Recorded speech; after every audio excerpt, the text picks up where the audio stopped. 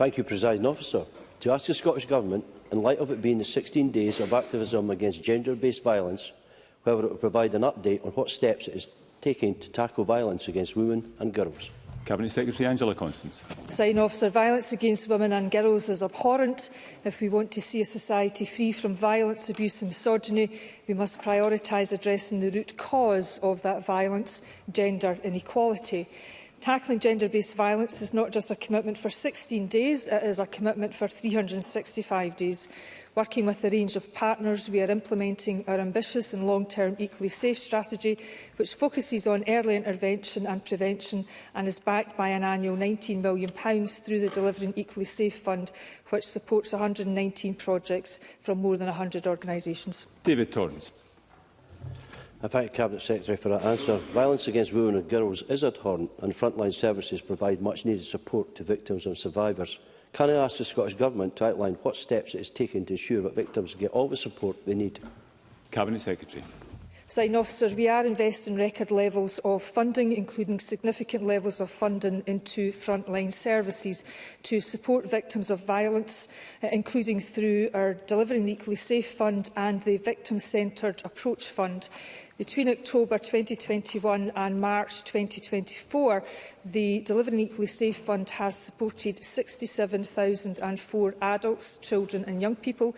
The stories of the transformative impact on their lives demonstrate the importance of this work, and our Victim-Centred Approach Fund will provide £48 million to 23 organisations between 2022 and 2025, including £18.5 million for specialist advocacy support for survivors of gender-based violence. A couple of brief supplementaries. First, Pauline McNeill. The Scottish Government regularly highlight their excellent Equally Safe at School project developed by Rape Crisis, and it's one of the key ways of tackling violence against women and girls at its root.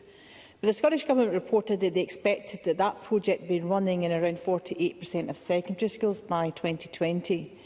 But 4 years later, in an answer to a parliamentary question I recently submitted, it seems that that's currently only 116 schools to have registered with Equally Safe, so that's less than 1/3 of secondary schools. So I ask the Cabinet Secretary if she will outline what action that they will take to ensure that all secondary schools are running a programme like this or a similar programme to tackle violence against women and girls Cabinet at Secretary. its root. Presiding Officer, Ms McNeill raises an important point around the efficacy of the Equally Safe programme within our schools. When I was the Social Justice Secretary, I attended the launch of that programme in a Lanarkshire school, and it is a matter in terms of the rollout of that programme. I know progress has been made, but nonetheless I will raise that with the Education Secretary and also the Cabinet Secretary for Social Justice, who has responsibility for this area. And briefly, Ash Regan. Presiding Officer, the Scottish Government's stated position in the Equally Safe strategy is that prostitution is violence against women.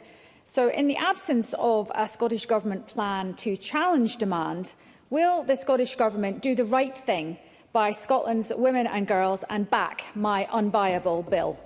Cabinet Secretary. Presiding Officer, the member is quite correct. The commercial sexual exploitation of women is indeed a form of violence against women and girls, and the Scottish Government does have a programme of work that is very core to both challenge and deter demand for that form of violence. I know that my colleague Ms Brown has met with Ms Regan and will continue to do so. It is important that this issue isn't considered in isolation and that we all get behind a collective endeavour.